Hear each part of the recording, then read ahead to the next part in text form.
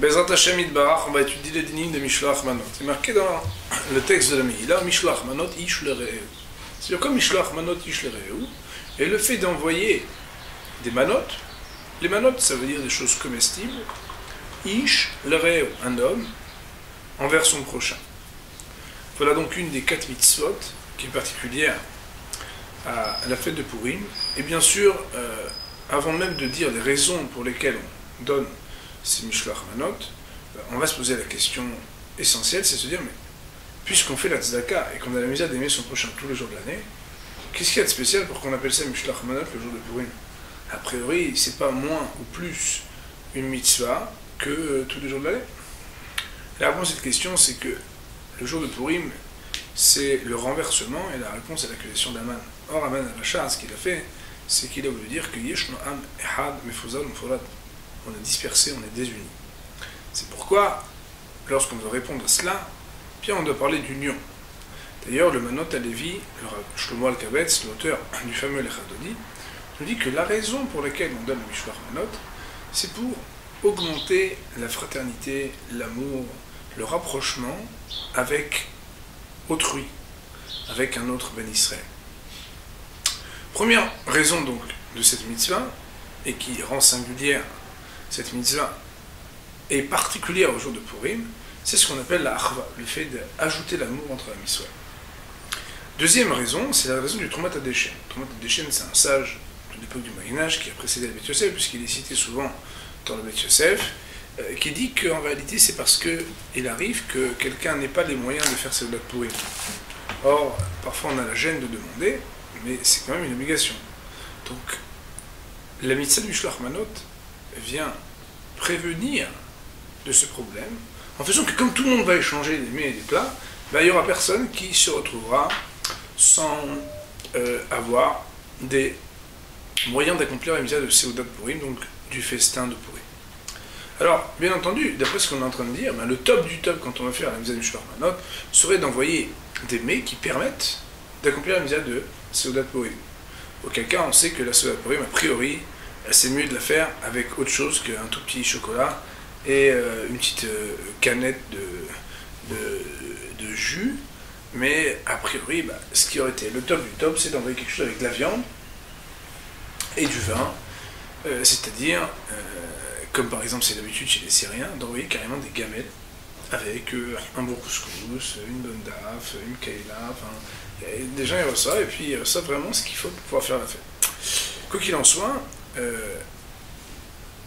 c'est vrai qu'aujourd'hui, l'habitude est d'utiliser ménémétika, ça veut dire des douceurs. Pourquoi on envoie des douceurs? Tout simplement parce que les douceurs, c'est doux. Et la douceur, c'est le fait d'offrir à l'autre quelque chose de doux. Alors, une question qui est posée, c'est de savoir, puisque il faut qu'on honore absolument les deux raisons, c'est-à-dire, premièrement, d'ajouter de l'amour entre le Bnei Israël, c'est-à-dire de montrer à l'autre qu'on l'aime. Deuxièmement, de permettre que possiblement il puisse accomplir la mitzvah de Seudat Purim avec ce qu'on lui envoie. Alors il y a des choses qu'on va devoir exclure. Par exemple, si quelqu'un veut envoyer un cadeau en Mishloach Manot, il ne pourra pas. Pourquoi? Parce que d'un côté, oh là là, vraiment super ce que tu m'as offert, c'est magnifique. Mais d'un autre côté, c'est pas quelque chose qui est consommable. Or il faut que quelque chose soit consommable. Donc étant donné qu'il faut que quelque chose soit consommable, parce qu'il faut qu'il puisse potentiellement accomplir la mitzvah de Seudat Purim, envoyer quelque chose qui soit autre chose qu'un mets comestible, ce n'est pas possible. Par contre, c'est vrai que les décisionnaires discutent à savoir est-ce qu'on peut envoyer quelque chose de prêt à cuire, mais pas encore cuit. Par exemple, une petite manahama, ou par exemple un morceau de viande qui n'est pas encore cuit. Alors même si ce n'est pas idéal, mais ce serait bien. Lorsqu'on dit Mishloach Manot, c'est que Mishloach c'est un singulier, Manot c'est un pluriel. Le plus petit des pluriels c'est 2, et le singulier c'est tout simplement 1. Ça veut dire qu'on enverra un envoi qui est constitué de 2 parties comestibles, différentes l'une de l'autre, à une personne. Il faut savoir que quand on envoie quelque chose à manger et quelque chose à boire, ça s'appelle de Manot. Ou bien quand on envoie quelque chose à manger, comme du pain, et autre chose à manger qui n'est pas du pain, aussi s'appelle de Manot. Même 2 boissons, d'après la stricte loi, ça serait de Manot. Autrement dit, on peut envoyer un coca, un Fanta, ou bien un jus de raisin et un Fanta, mais 2 Fanta ou 2 Coca, ça serait un problème. Si quelqu'un prend une chose qui coupe en deux, par exemple la personne, elle a un gâteau, mais bon, vous savez qu'aujourd'hui on peut présenter les choses très bien, c'est qu'avec un gâteau on peut faire comme si elle avait quatre. La personne elle vient prendre le gâteau, elle coupe en deux, elle fait comme ça, c'est pas possible. Il faut que ce soit vraiment deux choses différentes. Si quelqu'un a du vin, pardon, a de la viande, et il a deux parties de la viande, ça veut dire une cuisse et par exemple le cou, ou une aile.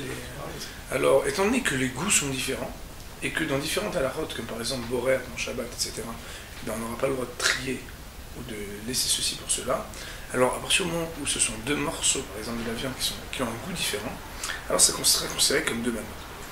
Les fameuses briques, où il y a deux choses dedans, il y a la viande et il y a l'extérieur, c'est quand même considéré comme une seule et même mana, donc il faudra envoyer deux catégories. C'est important a priori d'envoyer quelque chose qui a une certaine importance. Ça veut dire que la personne voit qu'on a fait un effort. À ce propos, je voudrais juste raconter l'anecdote, c'est que vous savez que très souvent, on reçoit beaucoup de Mishloach Manot et on n'a pas toujours pensé à tout le monde. D'ailleurs, on verra à la fin de notre propos qu'on s'en fiche de penser à tout le monde parce que l'important, c'est pas tant de s'investir dans Mishloach Manot que dans Matanot Levioni. On va faire la critique de ça tout à l'heure, mais il arrive parfois que quelqu'un, en tout cas ça m'est arrivé une fois, quelqu'un lui dit « Ah, comment ça va? Justement, je voulais vous voir pour vous donner Mishloach Manot. » Il me donne, mais en fait, dedans, il y a marqué de la part de un tel, c'est pas lui, pour un tel. Là, c'était lui. Autrement dit, il m'a refourgué quelque chose qu'on avait donné, mais il n'avait pas vu que c'était marqué. Bien entendu, dans la mesure où il avait quand même une bonne intention, bah, je me dis, bon, bah, c'est quand même gentil qu'il m'offre quelque chose. Mais le petit quelque chose qui dit, ah ben justement, je veux chercher, en réalité, il manque quelque chose à la réaout et la ahava. Ça veut dire l'élan qui vient d'une intention vraiment de faire plaisir à l'autre et d'avoir pensé à lui. Aussi, ce qui est important, c'est de montrer qu'on s'est préoccupé pour l'autre et qu'on essaie de faire au mieux. Si quelqu'un est quelqu'un d'important, par exemple de très riche, ou de très honorable, normalement, il faut donner un Mishloach Manot à la mesure de celui qui reçoit. C'est-à-dire que s'il y a quelqu'un qui est important, on n'a pas les moyens de donner quelque chose selon ses moyens, mais il vaut peut-être ne pas lui donner que donner quelque chose qui soit bien en deçà de ses moyens. Ça m'est arrivé une fois, je suis rentré chez quelqu'un, et j'ai préparé un Mishloach Manot, mais quand j'ai vu où il habitait, et comment les gens entraient avec des Mishloach Manot immenses, je suis venu, j'ai pas donné Mishloach Manot, plutôt donner quelque chose qui n'était pas convenable. Aujourd'hui, comme on l'a dit, le minag, c'est de donner des douceurs. Si un bonhomme, il envoie des douceurs à quelqu'un qui a du diabète, c'est-à-dire que tu lui envoies de très bons chocolats, et la femme, elle arrive et dit, Robert, tu touches pas à ça. Pourquoi? Parce que lui, il a du diabète. Est-ce qu'il est est-ce qu'il est acquitté ou non? Ou bien, quelqu'un, il a mangé du bessari, il est en pleine séoudette, tu lui envoies des chocolats. Et chocolat haravi, bien sûr, par exemple des chocolats belges ou suisses, et cette personne-là, elle ne peut pas les manger avant la fin de la fête. Alors est-ce que, on serait yotse ou pas? Dans les deux cas, à partir du moment où on pourrait les donner à quelqu'un d'autre de la famille, qui pourrait les consommer, ou qu'on pourra les consommer avant ou après, alors il n'y a pas de problème, on serait yotse. Par contre, il en ressortirait que si quelqu'un nous offre quelque chose qui n'est pas de notre air cher, moi ça m'arrive assez régulièrement, surtout quand on nous amène du vin, les très bons vins ne sont pas souvent des bons archérim. La personne, elle vient, elle est très contente d'avoir investi pour le Mishloach Manot. Le problème, c'est que je ne pourrais jamais le manger, ni le boire. En plus, si c'est des archérim qui sont un peu bizarres, je ne les refourguerai jamais à personne non plus. Donc, dans un cas pareil, il y aura un problème pour être acquitté à la mise à Mishloach Manot. Si on regarde le texte, c'est marqué Ish le Ré, un homme vis-à-vis de son prochain. Est-ce qu'un homme peut se comparer à son rave? A priori, non. Alors comment on peut dire Ish le Réo? Est-ce que quelqu'un qui donne à son rave, il serait yotse? L'habitude, c'est d'offrir au Rabbanim. Et on pourrait être yotse d'Arova, pourrait être acquitté de l'obligation, même quand on offre au rave. La mise à Mishloach Manot, on peut la faire le jour et pas la nuit. Si quelqu'un l'a fait la nuit, il n'est pas yotse. Les hommes et les femmes sont astreints au même titre au Mishloach Manot. Sauf qu'un homme donnera à un homme, une femme donnera à une femme. Pas seulement pour des règles de tsniout.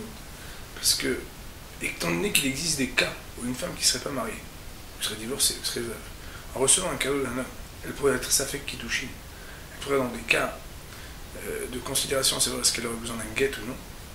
Alors, pour tout le monde, on a institué que ce soit que les hommes qui donnent aux hommes et les femmes aux femmes. il est bien, même les enfants en bas âge, de les éduquer, envoyer une Mishloach Manot, mais bon, comme on fait tellement un grand plaisir à le faire que pas tellement besoin de le dire.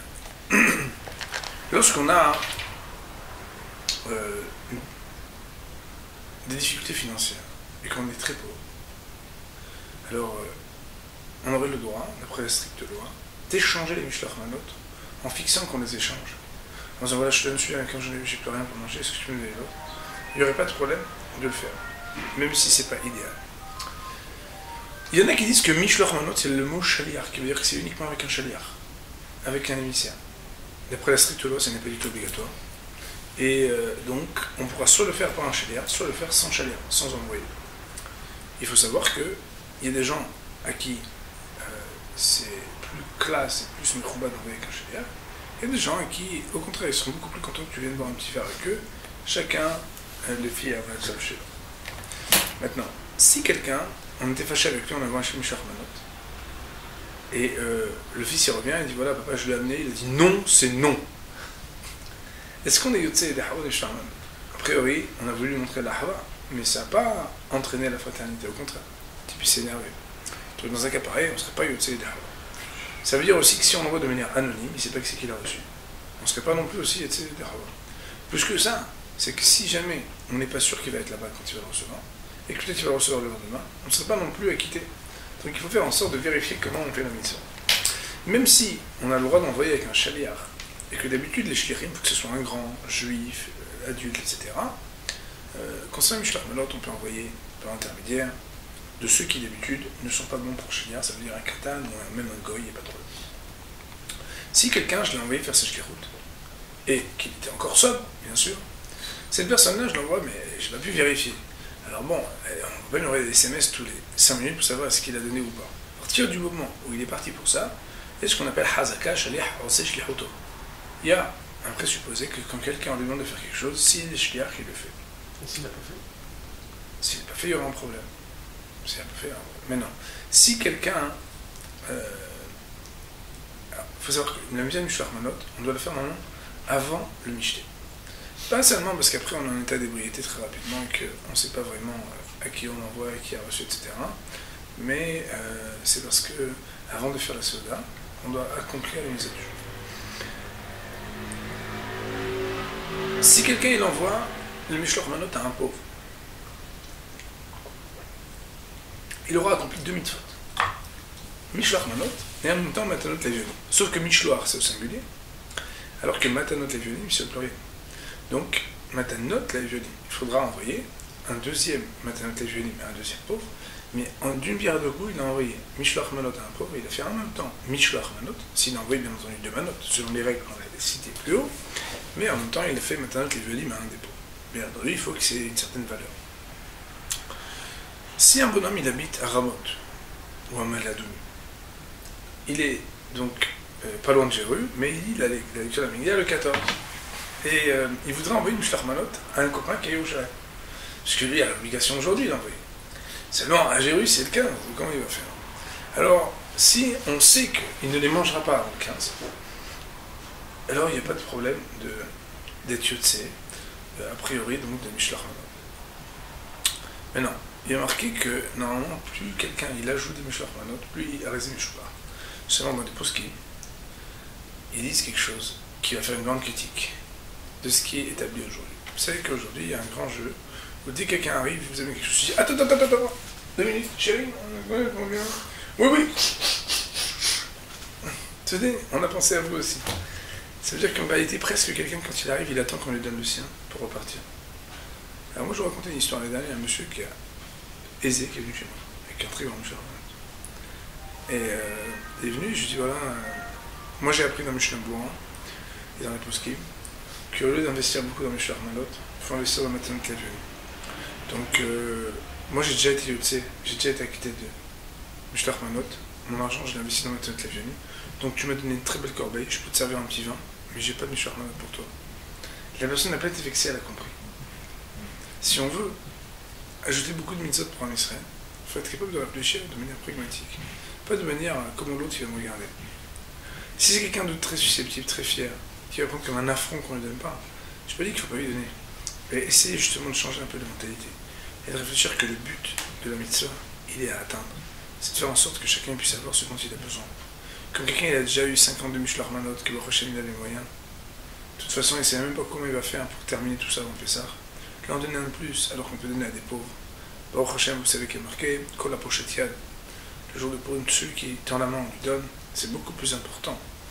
À partir du moment où on a été acquitté convenablement, Behidur, de Mishloach Manot, d'investir son argent dans la Matanot Yonim, parce que là-bas, véritablement, tout celui qui ajoute, il sera loué et béni.